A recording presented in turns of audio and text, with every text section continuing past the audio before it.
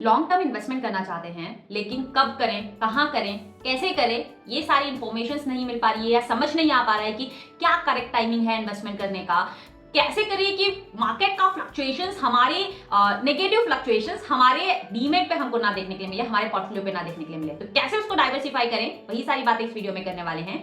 मेरा नाम है आशियाना एंड अगर आप चैनल पे नए हैं तो चैनल को सब्सक्राइब कर लीजिएगा एंड बेल आइकन को प्रेस करना मत भूलिएगा। साथ ही साथ अपने उन फैमिली फ्रेंड्स को भी जरूर शेयर करिएगा जो लोग नए हैं लेकिन मार्केट में इन्वेस्टमेंट करने का प्लान कर रहे हैं। तो उसके लिए सबसे पहले आपके पास होना चाहिए डीमेट अकाउंट। डीमेट अकाउंट नहीं है तो डिस्क्रिप्शन बॉक्स में लिख दिया है, वहां से जाके अपना demat account absolutely free of cost open कर सकते हैं। तो आज हम बात करने वाले हैं इसमें, वैसे आप कहीं पे भी अपना पोर्टफोलियो डाइवर्सिफाई कर सकते हैं, चाहे आप स्टॉक्स में अपना पोर्टफोलियो डाइवर्सिफाई करें, चाहे आप निफ्टी में अपना पोर्टफोलियो डाइवर्सिफाई करना चाहें, निफ्टी में कर सकते हैं, बैंक निफ्टी में करना चाहें, बैंक निफ्टी के स्टॉक्स में अपना पोर्टफोलियो डाइवर्सिफाई कर सकते हैं। लेकिन आज हम इस वीडियो में बात करने वाले हैं कि ईटीएफ में अपना पोर्टफोलियो कैसे डाइवर्सिफाई करें। ठीक है, तो कैसे करना है बात कर लेते हैं। स्क्रीन पर मैं आपको दिखाना चाहूंगी बेसिकली क्या होता है ना, हम क्यों अपने पोर्टफोलियो को डाइवर्सिफाई करना चाहते हैं और क्यों हम ईटीएफ में प्लान कर रहे हैं। जैसे हम बात कर रहे हैं म्यूचुअल फंड्स की, तो आप में से बहुत सारे लोग म्यूचुअल फंड्स में एसआईपी करते हैं for long prospective. Mutual funds में क्या होता है कि आप एक डेट फिक्स कर लेते हैं जब आपकी सैलरी आ रही होती है, चाहे 1 हो, चाहे 5 हो, चाहे 10 हो। उस टाइमिंग पे आपका हर मंथ पैसा कट जाता है। उस तारीख को मार्केट का जो भी 3:30 बजे पे हाई होता है वहां पे आपका पैसा लग जाता है। आपको ये भी नहीं पता है कि आपका कौन से भाव से खरीदा जा रहा है, राइट। बस आप पैसा दे रहे हैं और म्यूचुअल फंड्स में इन्वेस्ट होता जा रहा है। वहां पे आपका कोई चॉइस नहीं लगा सकते आप अपनी कि नहीं आज मार्केट का डीप है तो मुझे आज मार्केट में लेना है। जैसे कि निफ्टी 26,000 क्रॉस करके 26,500-700 रुपए गया था, वहां पे आप पैसा नहीं लगाना चाहते थे। मार्केट डीप आया, जिस दिन मार्केट ने डीप लगाया आप चाहते थे कि उस दिन मेरा पैसा इन्वेस्टमेंट हो और कोइंसिडेंटली उस दिन आपका एसआईपी लगा, उसी दिन का आपका एसआईपी डेट भी हो, लेकिन वो करेक्शन सुबह 9 बजे 10 बजे आया हो, 2 बजे फिर से रिकवरी दे दिया हो, 3 बजे फिर से हाई पे आकर करेक्शन दे दिया हो, 2% का करेक्शन नीचे की साइड में दिया हो और अगेन रिकवरी दे दिया और आपका तो वही हाई पे जाकर होगा। वो डीप का फायदा आपको नहीं मिलेगा इन म्यूचुअल फंड्स। लेकिन ईटीएफ में ऐसा नहीं होता है। ईटीएफ में आप अपनी मर्जी के अकॉर्डिंग जब आपको डीप मिलता है तब आप इन्वेस्टमेंट कर सकते हैं। अब मान के चलिए आप एसआईपी करना चाहते हैं, आपका एसआईपी का प्लानिंग है, सपोज मैं 5,000 रुपए महीने की एसआईपी करना चाहता हूं या मैं 10,000 महीने की एसआईपी करना चाहता हूं। आप वो अपने रिस्क के अकॉर्डिंग जितना आप इन्वेस्टमेंट करना चाहते हैं, चाहे 1 लाख 2 लाख, उस अकॉर्डिंग आप इसको कैलकुलेट कर सकते हैं। हम मान के चलते हैं हमने 5,000 रुपए महीने का एसआईपी करना है, या तो आप एक ही ईटीएफ में पैसा लगा दीजिए तो थोड़ा सा रिस्की हो जाएगा। आप थोड़ा सा रिस्क कम लेना चाहते हैं, जैसे कि होता है ना, आपने वो हम कैसे कैलकुलेट करते हैं कि इक्विटी में हमको कितना पैसा लगाना चाहिए। जैसे ऑब्वियस चीज है, इक्विटी ज्यादा रिस्की है। सपोज दे हम कैलकुलेट करते हैं 100 से कि अगर हमारा 100 का एज होगा तब तक हमारे पास कितना होगा। मान चलिए अभी आपका 30 का एज है तो 100 - 30 यानी कि 70% आप अभी इक्विटी में रिस्क ले सकते हैं। लेकिन आपका एज ज्यादा है, आप ज्यादा ओल्ड हो चुके हैं, फॉर एग्जांपल 40-50 की एज में आप एसआईपी कर रहे हैं। लेकिन ऑब्वियसली चीज है 40-50 की एज में अगर आप एसआईपी कर रहे हैं तो हम 80 के फॉर्मूले से कैलकुलेट कर लेते हैं। ठीक है, तो कितना हुआ, 30 हुआ, यानी कि आप सिर्फ 30% का रिस्क इक्विटी में ले सकते हैं, क्योंकि हम अब उस कंडीशंस में नहीं है कि हम हाईली रिस्क पे काम कर पाए। तो 30% हम इक्विटी में पैसा लगा सकते हैं, बाकी 70% हमको एक ऐसे सेफर जोन में लगाना रहेगा जहां पे रिस्क कम हो। तो हम बात कर रहे हैं कि ईटीएफ में अपने पोर्टफोलियो को कैसे डाइवर्सिफाई करें जिससे कि मार्केट अगर हाई पे हो तो भी हमको बेनिफिट मिले, लेकिन मार्केट लो पे भी हो, नीचे डीप बाय डीप बना भी रहा हो तो आपके पोर्टफोलियो पे ज्यादा इंपैक्ट ना पड़े। उस चीज को कैसे डाइवर्सिफाई करें, आपको मेरा स्क्रीन दिखाई दे रही होगी। डाइवर्सिफाई करना क्यों जरूरी है एंड क्यों हम इन्वेस्टमेंट प्लान नहीं कर पा रहे हैं उसके बारे में भी मैं बात करना चाहूंगी। जैसे कि निफ्टी जब 26,500-700 रुपए क्रॉस किया था तब हमको लग रहा था ये मार्केट का ऑल टाइम का हाई है, यहाँ से मार्केट नीचे आएगा। डेफिनेटली मार्केट थोड़ा नीचे आया।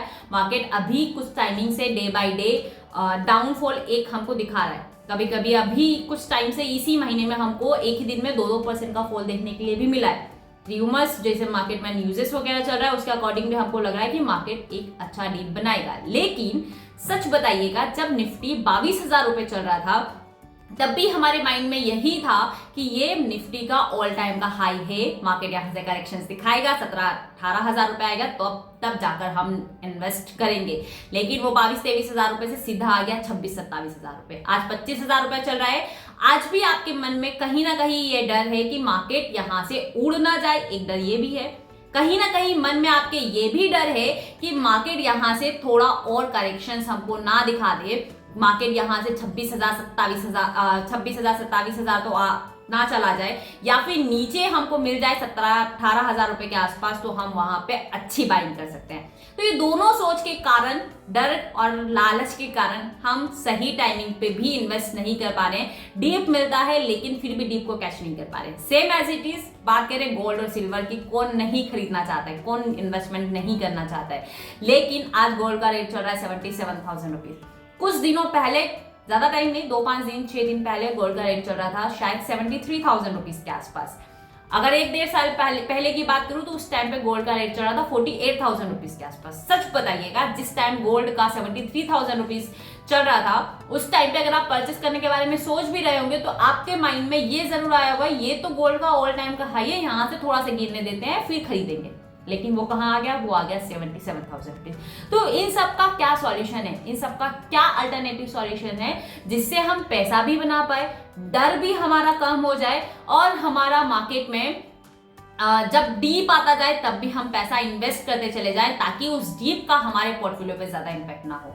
तो हम बात कर रहे हैं आज इस वीडियो में ईटीएफ पे कि कैसे ईटीएफ में अपना पोर्टफोलियो डाइवर्सिफाई करें। तो यहाँ पे मैंने कुछ ईटीएफ लिए हैं, ये आपको दिखाई दे रहे होंगे, Nifty, small cap, bank 20। ETF क्या होता है इससे पहले वाली वीडियो इसी चैनल पे आपको मिल जाएगी, तो वो वीडियो आप जरूर देखिएगा। मैंने बताया भी है ईटीएफ क्या होता है, कैसे वर्क करता है, कितना रिटर्न्स मिलता है। एक चीज इंपॉर्टेंट, निफ्टी जितना मूव करती है निफ्टी से ज्यादा हम ईटीएफ में इन परसेंटेज रिटर्न्स अर्न कर सकते हैं। रीजन क्या है? अगर आपने किसी कंपनी के शेयर्स को बाई किया तो वो कंपनी डिविडेंड देती है, राइट? तो वो डिविडेंड हमारे डायरेक्टली अकाउंट में क्रेडिट होता है, लेकिन ईटीएफ में वैसा नहीं होता है। ईटीएफ में वही डिविडेंड री इन्वेस्टमेंट हो जाता है, तो वो हमको री इन्वेस्टमेंट के साथ हमारे प्रॉफिट में इंक्लूड होता रहता है। तो यहाँ से हमको ज्यादा रिटर्न्स मिलने के चांसेस, मैं अभी आपको दिखाऊंगी भी। लास्ट 2 साल का पास्ट रिकॉर्ड भी हम चेक करेंगे, आप बहुत पुराना भी चेक कर सकते हैं लेकिन हम लास्ट 2 ईयर्स का चेक कर लेंगे, ठीक है? यहाँ पे मैंने ऐड किया है, सपोज अगर आपको निफ्टी 50 की कंपनी में इन्वेस्ट करना है, ठीक है, पूरी की पूरी 50 कंपनीज में, इतना पैसा तो हमारे पास है नहीं कि पूरी की पूरी 50 कंपनीज में इन्वेस्टमेंट कर पाए, क्योंकि हम तो एसआईपी प्लान कर रहे हैं ना, हर महीना हमको 5-5 हजार रुपए इन्वेस्ट करना है। तो हम क्या करेंगे, हम सीधा आएंगे और निफ्टी 20 को ले लेंगे। निफ्टी 20 में जितनी भी 50 कंपनीज है वो पूरा के पूरा निफ्टी 20 में अगर आप इन्वेस्ट करेंगे तो पूरी 50 कंपनी में वो पैसा आपका डाइवर्सिफाई हो जाएगा, ठीक है? अब कब इन्वेस्टमेंट करें? क्योंकि ईटीएफ में एक बेहतरीन ऑप्शन ये है कि आप अपने अकॉर्डिंग प्राइस सेट कर सकते हैं। आपको जिस प्राइस में मिलेगा, मार्केट उस प्राइस पे आएगा तो आप वहां पे ऑर्डर ले सकते हैं। लेकिन म्यूचुअल फंड्स में ऐसा नहीं होता है। जैसे कि अभी मैं बात करूं, अगर ये चार्ट्स में भी आपको दिखाई दे रहा होगा, ये निफ्टी 20 का यहाँ पे ऑल टाइम हाई है। अभी निफ्टी कुछ टाइम से करेक्शंस आपको दिखा रहा है, तो ये देखिए, ये भी इसका ग्राफ अभी आपको ऐसा नीचे जाता हुआ दिखाई दे रहा है। लेकिन अभी आपको लग रहा है कि मुझे यहाँ पे बाई नहीं करना चाहिए, बाई नहीं करना था, ये और डीप लगा रहा है। अभी आपको लग रहा है कि नहीं, यहाँ से थोड़ा और डीप बनाएगा, मुझे यहाँ पे नहीं खरीदना है, थोड़ा और नीचे जाएगा, तो आप बिल्कुल वेट कर सकते हैं। जब आपको वैल्यूज मिलेगा आप उस वैल्यूज के अकॉर्डिंग एंटर कर सकते हैं। हम बात कर लेते हैं कि हमको कैसे इन्वेस्टमेंट करना है। हम मान के चलिए हमको 5,000 रुपए महीने भर का एसआईपी लेना है। 5 डाइवर्सिफाई ले लीजिए। डाइवर्सिफाई इसलिए क्योंकि अगर एक सेक्टर आपको लॉस दे रहा हो तो दूसरे सेक्टर से आपको कवर हो जाए। यहाँ पे निफ्टी 20 जिसमें पूरी 50 कंपनी से, निफ्टी 50 की वो आ जाएगी।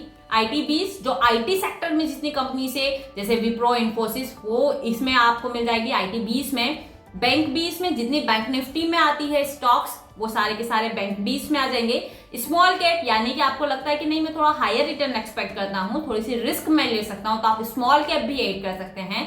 या आप थोड़ा कम रिस्की हैं, आप अपने पोर्टफोलियो को हेज करना चाहते हैं, तो आप गोल्ड एंड सिल्वर से भी हेज कर सकते हैं। रीजन ये है कि हमने अभी तक ऐसा देखा है कि गोल्ड और सिल्वर का रेट जनरली जब बढ़ रहा होता है तब मार्केट, हमारा इंडियन मार्केट थोड़ा सा करेक्शन टाइम पे होता है। तो अगर ये सारे लॉस अगर आपको दे रहे होंगे तो गोल्ड सिल्वर आपको रिकवर करके दे देगा। तो आप ऐसे भी इसको डाइवर्सिफाई कर सकते हैं। कौन से ईटीएफ में इन्वेस्टमेंट करना है वो आप खुद से एनालिसिस करिए, अपने फाइनेंशियल एडवाइजर से कंसर्न कर सकते हैं। लेने से पहले एक बार खुद डीप एनालिसिस जरूर कर लीजिएगा, ठीक है?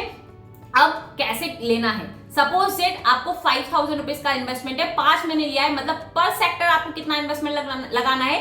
पर सेक्टर आपने हजार रुपए इन्वेस्टमेंट कर लिया। दूसरी चीज, अगर आपके पास पूरा के पूरा 20 दिन है मार्केट को देखने का, तो आप 3 बजे आइए। 3 बजे आपने देखा कि इन सब में से आपको जो ज्यादा नेगेटिव दिखाई दे रहा है, उस दिन आपने उसको परचेस कर लिया। ठीक है।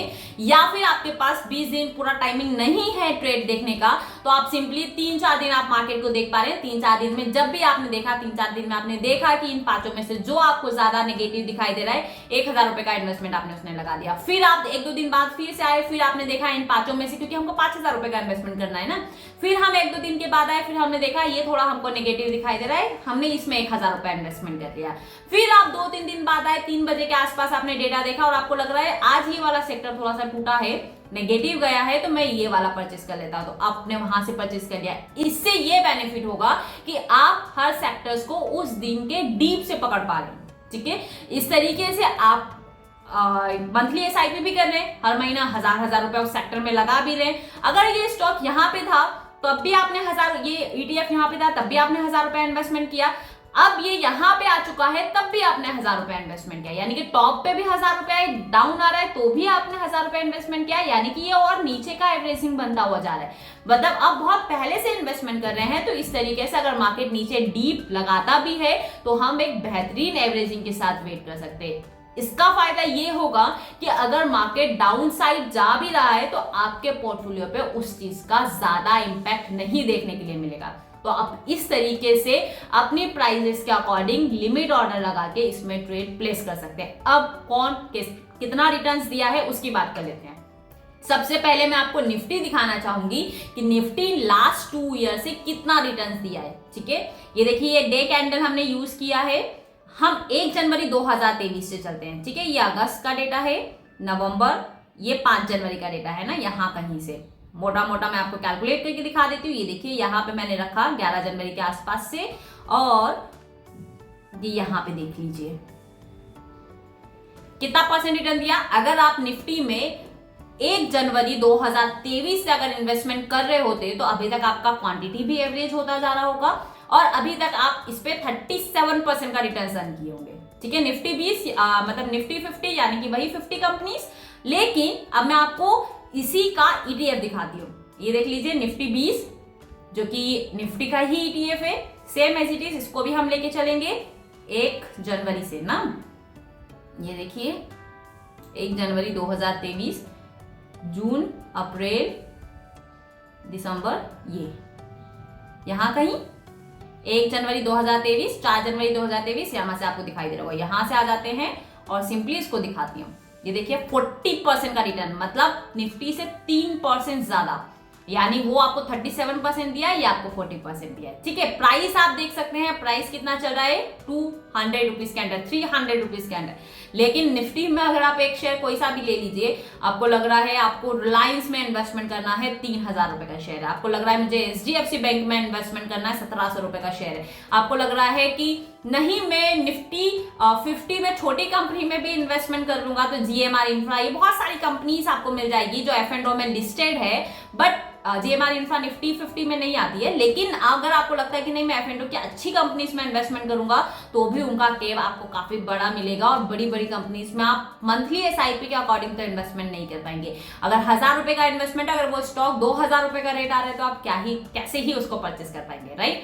तो ईटीएफ में हमें पहली चीज तो कम कैपिटल, मतलब कम कैपिटल पे आप अच्छी क्वांटिटी परचेस कर सकते हैं। ये दिया निफ्टी 20 ने रिटर्न। अब हम बात कर लेते हैं एफएमजीसी के ईटीएफ की कि एफएमजीसी का ईटीएफ कितना रिटर्न दिया है। देखिए, सेम एज इट इज, इसको हम 1 जनवरी से चेक करेंगे, 1 जनवरी के आसपास से। इसको मैं छोटा कर लेती हूँ। ये देखिए, अप्रैल, मार्च, ये दिसंबर, ये ठीक है, 2 जनवरी के आसपास से। और इसका रिटर्न देखिए,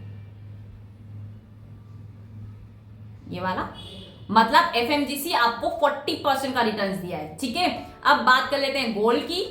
ये देखिए, 1 जनवरी के आसपास से सेम आ जाते हैं हम यहां से, इसको फिर छोटा कर लेते हैं, ये यहां से 6 जनवरी 2023, और ये यहां देख लीजिए, ऑलमोस्ट 40% का रिटर्न। और बात कर लेते हैं बैंक 20 की, जो बैंक निफ्टी से रिलेटेड है। बैंक निफ्टी में जितनी कंपनी है आप उसमें इन्वेस्ट कर सकते हैं।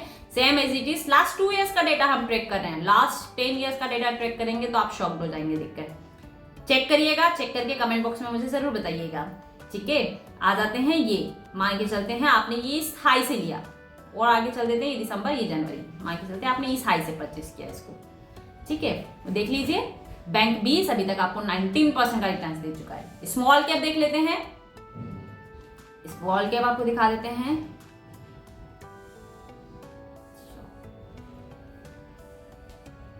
ये देखिए स्मॉल कैप का ज्यादा पुराना डेटा है नहीं, स्मॉल कैप अभी अभी चालू हुआ है।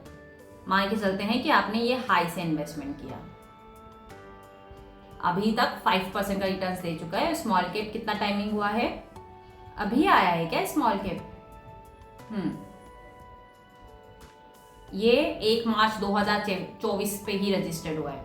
कभी भी जब भी आपको लगे तब से आप इन्वेस्टमेंट कर सकते हैं। ITBs ऑलरेडी हमारा बात हो चुकी है, ITBs पे नहीं हुए तो ये भी मैं आपको दिखा देती हूँ। ITBs ये अगस्त का डेटा है, मार्च ये देखिए ये लो 55% का रिटर्न। तो आप समझ सकते हैं कितना बेहतरीन रिटर्न्स है। और हम एज SIP के अकॉर्डिंग्स ले रहे हैं, अगर मार्केट नीचे भी जा रहा है तो वो आपका एक एवरेज होता चला जाएगा एंड बेहतरीन एवरेजिंग के साथ आप लंबे टाइम तक इसमें SIP कर सकते हैं। किसी में भी आप कोई से भी ETF में इन्वेस्टमेंट कर सकते हैं।